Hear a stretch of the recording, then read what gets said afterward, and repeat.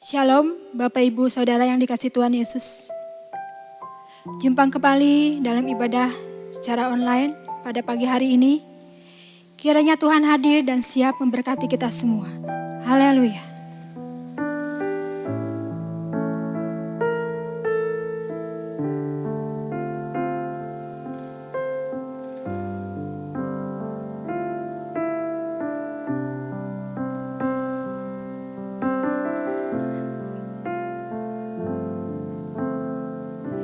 Musim akan selalu berganti,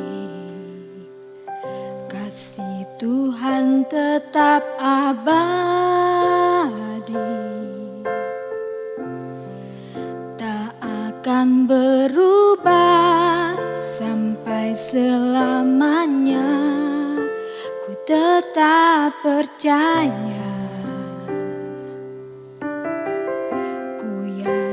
Tuhan memberkatiku. Ku yakin Tuhan melindungi. Burung di udara Tuhan pelihara karena kasih-Nya. Tuhan selalu menolongku, selalu menjagaku. Sehelai di rambutku tak akan terjatuh tanpa seizin-Mu. Tuhan selalu menolongku, selalu menjagaku. Dia mengenyangkanku dan peliharaku seumur hidupku. Tuhan selalu menolongku, selalu menjagaku.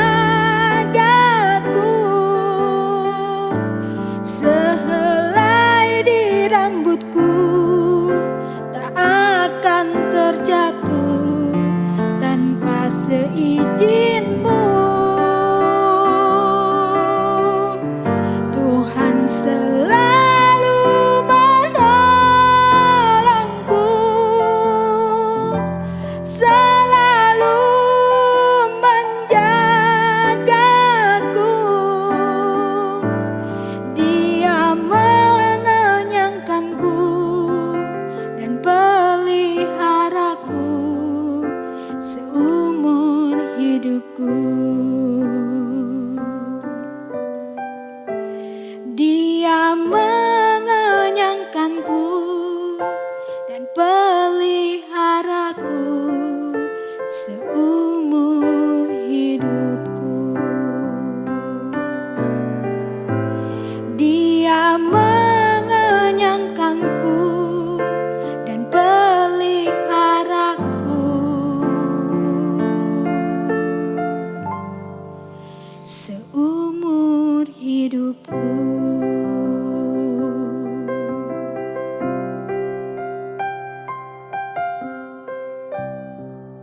Shalom, selamat bertemu kembali dalam ibadah minggu. Dan kita ada di penghujung tahun 2020. Hari ini tanggal 27 Desember dalam suasana Natal. Dan tidak lama lagi kita akan tinggalkan tahun ini. Tahun yang cukup menyedihkan. Tetapi inilah yang terjadi. Kita tidak bisa untuk menolaknya, tapi kita boleh dapat menjalani oleh karena kemurahan Tuhan. Saudara, sebelum firman Tuhan diberitakan, mari kita sama-sama berdoa. Mari kita berdoa. Bapa di dalam surga, kami datang pada saat ini. Kami ingin berterima kasih banyak. Kami boleh mengalami pertolongan Tuhan. Ada suka duka dalam tahun 2020 yang kami lewati. Ada duka cita, ada sukacita. Tapi yang jelas bahwa Tuhan tidak pernah tinggalkan kami. Tuhan Yesus baik. Tuhan Yesus sudah datang 2000 tahun yang lalu. Dia sudah disalibkan, dia sudah mati. Dia sudah naik ke sorga dan sekarang dia duduk di sebelah kanan Allah di sorga. Oh, terima kasih. Kami sebagai orang yang beriman kepada Tuhan Yesus selalu diberikan kesempatan untuk membaca, merenungkan penguraian firman Allah yang disampaikan pada hari ini. Berkati kami. Dan kami menolak tipu daya, campur tangan, kuasa-kuasa kegelapan, roh-roh jahat di udara. Dalam nama Yesus kami mengusir dan menolak engkau jauh-jauh. Engkau tidak punya hak mengganggu kami. Apalagi engkau mengambil firman Tuhan dari hati kami. Berkati kami ya Bapa dalam surga. Kami mohon Roh Kudus menolong kami. Sehingga kami mengerti, kami belajar, dan kami juga melakukannya dalam hidup setiap hari. Kami juga memberitakan kepada orang lain siapakah Kristus dan apa yang dibuat oleh Tuhan Yesus. Terima kasih. Ini doa kami dalam nama Yesus. Amin. Mari sama-sama kita membuka dari kitab Perjanjian Baru, saudara. Ya. Dari kitab Perjanjian Baru, saya mengambil dari kitab Ibrani pasal 1 ayat 1 sampai ayat yang keempat. Ibrani pasal 1 ayat 1 sampai ayat yang keempat. Firman Tuhan tertulis dan berbunyi demikian. Setelah pada zaman dahulu Allah berulang kali dan dalam pelbagai cara berbicara kepada nenek moyang kita dengan perantaraan nabi-nabi, maka pada akhir zaman ini ia telah berbicara kepada kita dengan perantaraan anaknya, yang telah ia tetapkan sebagai yang berhak menerima segala yang ada. Oleh dia Allah telah menjadikan alam semesta. Ia adalah cahaya kemuliaan Allah dan gambar wujud Allah, dan menopang segala yang ada dengan firman-Nya yang penuh kekuasaan.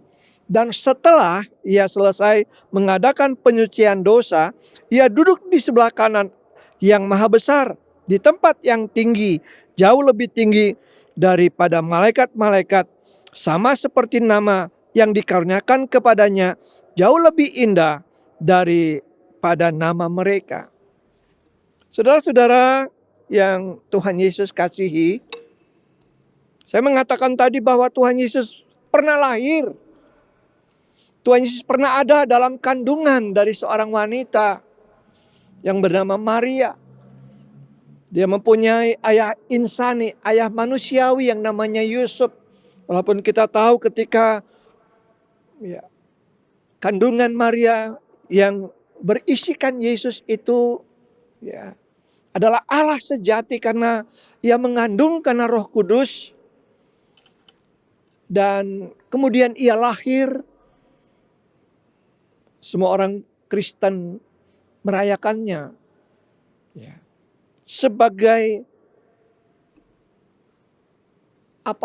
sebagai berita kesukaan bahwa Mesias, anak Allah, itu sudah lahir. Dalam ayat ini, saudara, penulis kitab Ibrani sampai sekarang belum diketahui siapa sesungguhnya. Tetapi beberapa teolog mengatakan bahwa ini bisa jadi Paulus yang menyampaikan. Di dalamnya ada beberapa keunggulan-keunggulan. Di dalamnya ada keagungan. Bahwa Yesus itu lebih tinggi tingkatnya. Lebih tinggi. Lebih agung daripada para malaikat. Lebih tinggi daripada Imam Harun. Lebih tinggi daripada Melkisedek. Lebih tinggi daripada imam besar.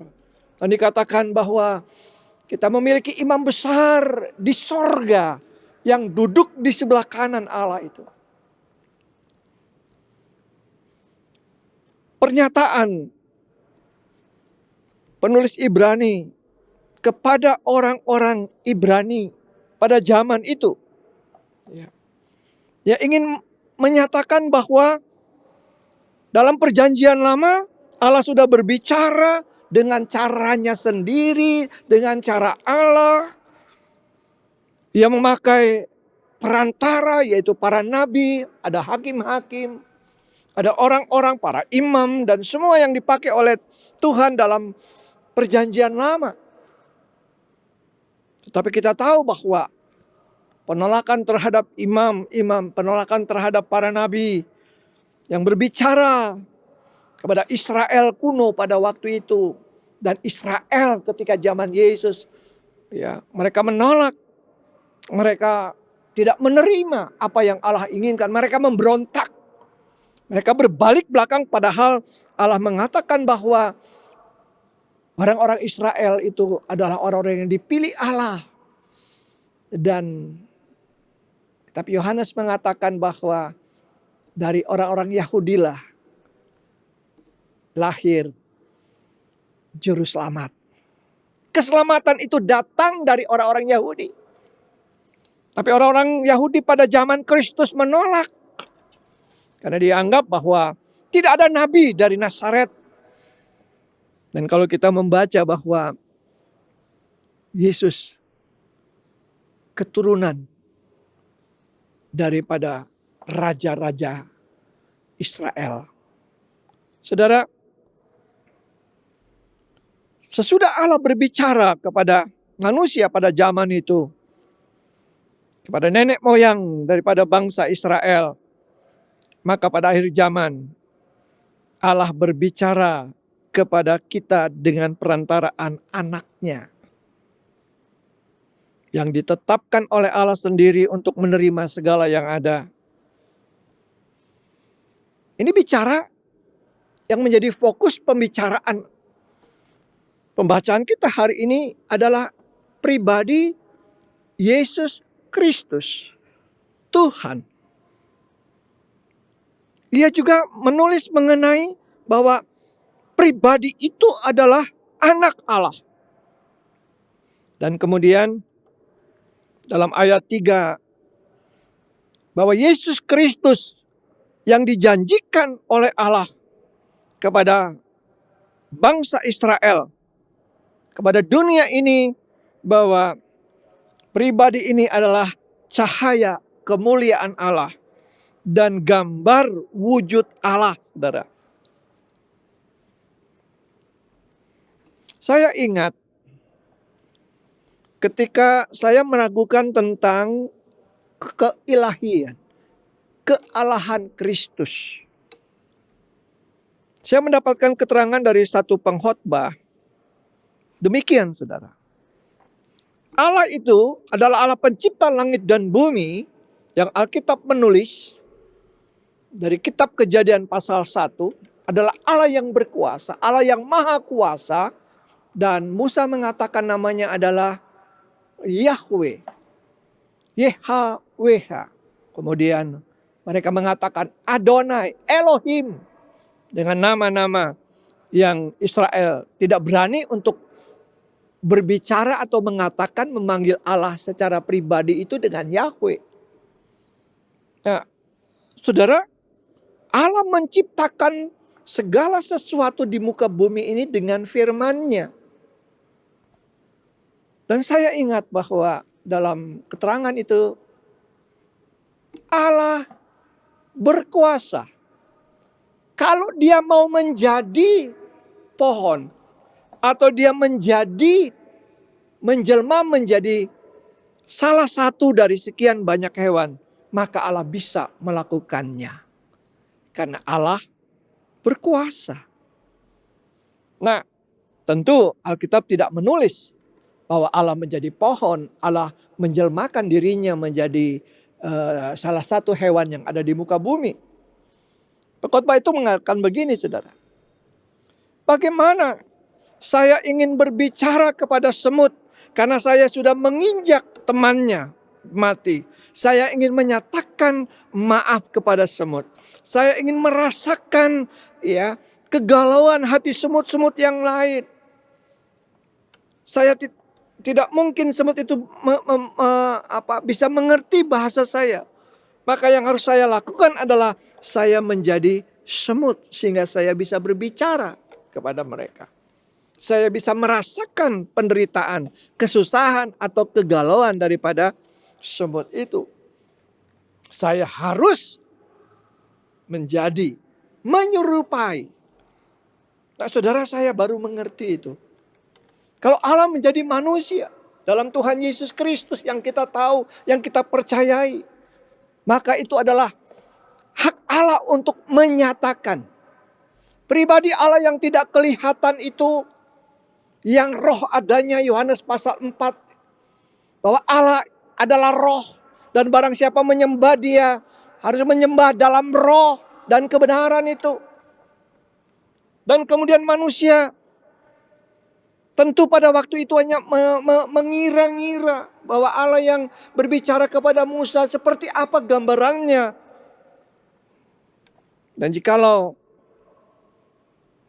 ayat ini berbicara tentang pribadi Kristus sebagai penyataan, Allah pencipta itu menyatakan dirinya di dalam putranya, yaitu Tuhan Yesus Kristus. Allah berkuasa, Allah bisa berbuat itu, dan saudara dengan saya tentu mengaminkan itu. Banyak orang yang menolak Kristus, menolak kealahan Kristus. Padahal kita tahu bahwa dalam perjanjian baru, ketika Kristus keluar dari air sesudah dibaptis oleh Yohanes Pembaptis, maka ada suara dari sorga. Matius pasal 3 ayat 17. Inilah anakku yang kukasihi, kepadanya lah aku berkenan. Itu Tuhan dari sorga bicara bahwa pribadi ini adalah anaknya yang datang menjadi manusia. Sama seperti saudara dengan saya. Ya. Saudara, secara khusus hari ini saya tidak berlama-lama lagi, tapi saya ingin menerangkan tentang keunggulan Tuhan Yesus. Tuhan Yesus Kristus, keunggulan daripada semua agama-agama di dunia. Agama di dunia mempunyai persamaan, punya kitab, punya pemimpin, ya, punya tempat ibadah masing-masing. Agama-agama menerangkan tentang dosa. Agama-agama menerangkan tentang bagaimana manusia harus berbuat baik dalam pengajarannya. Agama-agama juga berbicara tentang sorga dan neraka. Walaupun kita tahu bahwa ada ajaran-ajaran yang menolak bahwa neraka itu tidak ada. Saudara, keunggulan Kristus, Tuhan Yesus Kristus itu dari agama yang pertama. Agama-agama di dunia ini berasal dari dunia. Dengan semua pemimpin-pemimpin, dengan semua pengajaran-pengajaran. Tetapi dalam Yohanes 6 ayat yang ke-38, saudara, Alkitab mengatakan Yesus dari sorga. Yohanes 6 ayat yang ke-38 berbunyi demikian, saudara. Sebab aku telah turun, ini kata Tuhan Yesus. Aku telah turun dari sorga. Bukan untuk melakukan kehendakku. Tetapi aku turun ke dunia untuk melakukan kehendak Bapa. Yesus berasal dari sorga. Yohanes 8 ayat yang ke-42 berbicara lagi, saudara.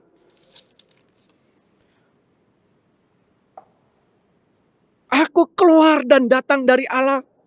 Nggak ada para nabi, nggak ada manusia, para pemimpin-pemimpin besar agama yang mengatakan bahwa aku datang atau aku keluar dari Allah. Nggak ada yang berani. Tapi Tuhan Yesus Kristus mengatakan, aku keluar. Aku datang dari Allah.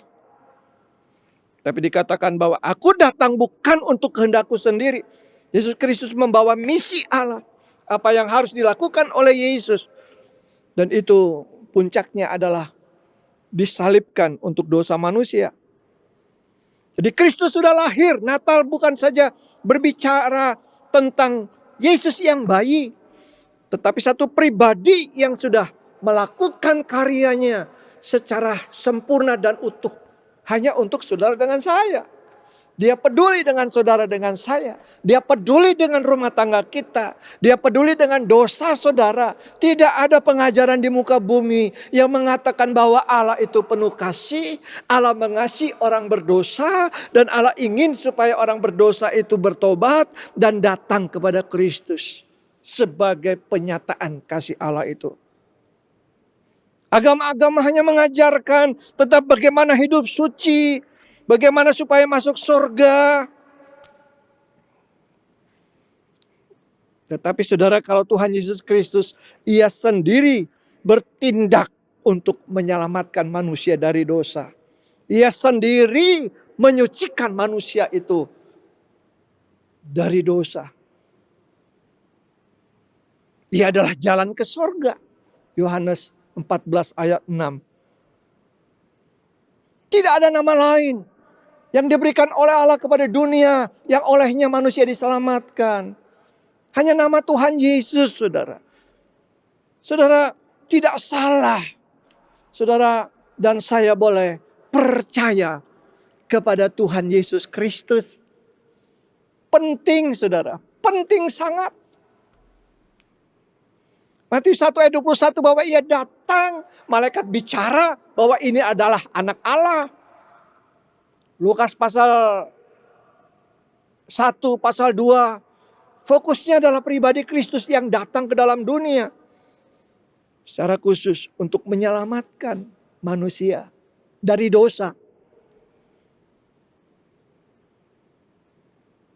Agama-agama di dunia mengajarkan supaya manusia masuk surga. Tapi untuk masuk surga, dikasih tahu caranya seperti ini. Untuk masuk surga, ya manusia harus usaha sendiri. Tetapi Alkitab, firman Allah berbicara bahwa surga, manusia diselamatkan oleh karena anugerah Allah. Pemberian Allah, karunia Allah. Tidak ada bagian manusia sedikit pun. Gak bisa manusia ngucuk-ngucuk masuk surga. Selain apabila ia dibawa oleh Tuhan Yesus ke dalam surga. Yohanes 3 ayat 16. Karena begitu besar kasih Allah akan dunia ini. Hafal Bapak Ibu dan Saudara. Kemudian Efesus 2 ayat 8. Bahwa diselamatkan oleh karena kasih karunia, anugerah, bukan usaha manusia. Agama-agama ujungnya mudah-mudahan, semoga menjalankan syariat agama dengan detail. Sama seperti Paulus, saudara. Dia mengatakan bahwa dia menjaga Taurat sedemikian rupa sehingga dia mengejar orang-orang yang percaya kepada Yesus. Tapi saudara, akhirnya dia bertemu dengan Tuhan Yesus dalam perjalanannya ke Damsyik. Pasti. Paulus mengatakan dalam kitab Roma ayat yang ke-9. Roma 5 ayat yang ke-9 berbunyi demikian, saudara. Lebih-lebih karena kita sekarang telah dibenarkan oleh darah Yesus, oleh darahnya, kita pasti akan diselamatkan dari murka Allah. Kita pasti, tidak mudah-mudahan. Alkitab mengatakan di dalam Yesus pengampunan dosa dibenarkan oleh darahnya. Pasti diselamatkan. Bicara soal diselamatkan, keselamatan, ya, bicara tentang masuk surga. Tidak mudah-mudahan. Menjalankan agama begitu sulit. Dengan berpuasa, dengan mengetahui banyak pengetahuan. Tapi akhirnya tidak mempunyai kepastian. Yang terakhir, saudara. agama-agama di dunia, ya, tetap pikul dosa sampai mati. Ya. Tetapi di dalam percaya kepada Tuhan Yesus, seorang teman katakan, kok gampang amat sih? Hanya percaya saja kepada Yesus bisa masuk surga. Ya. Dan seorang teman yang baru percaya, dia bilang, itu kata Alkitab. Dan kemudian saya mulai berpikir, apakah begitu mudahnya? Tidak mudah, saudara, untuk percaya Yesus. Mengatakan Yesus itu adalah Tuhan. Yesus itu anak Allah. Itu aja susah, saudara. Karena di dalamnya bicara untuk menerima pribadi ini dengan segala apa yang ada di dalam pribadi ini. Karyanya, pernyataannya, semua yang dia buat untuk manusia. Dalam pribadi Tuhan Yesus. Pikul dosa sampai mati, saudara. Di luar Tuhan Yesus.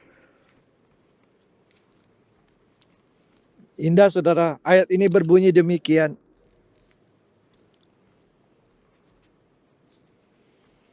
Sebab ia telah memikul dosa kita di dalam tubuhnya di kayu salib. Yesus telah memikul dosa. Kata telah itu sudah dilakukan. Jadi proses pengampunan dan penyucian dosa buat saya dan saudara yang percaya kepada Tuhan Yesus, itu sudah dilakukan oleh Kristus 2000 tahun yang lalu ketika ia disalibkan. Kemudian kita tahu pada hari yang ketiga dia bangkit. Dan kemudian 40 hari kemudian dia naik ke sorga, saudara. Ia sendiri, Yesus sendiri yang ketika ada di kayu salib. Walaupun kita tahu ada 2 orang penjahat. Tetapi yang memikul dosa, termasuk memikul dosa penjahat yang satu itu. Yesus memikul dosa. Tetapi semua orang-orang yang beragama, yang melakukan semua syarat-syarat agama di luar Kristus, ia memikul dosa sampai mati. Saudara, indah sekali. Ibrani pasal 1 itu cahaya kemuliaan Allah. Sumber cahaya kemuliaan Allah. Yesus. Gambar wujud Allah untuk melihat, mengerti. Siapakah Allah? Maka Allah memberikan jalan di dalam Tuhan Yesus Kristus. Sesudah ia mengadakan penyucian dosa.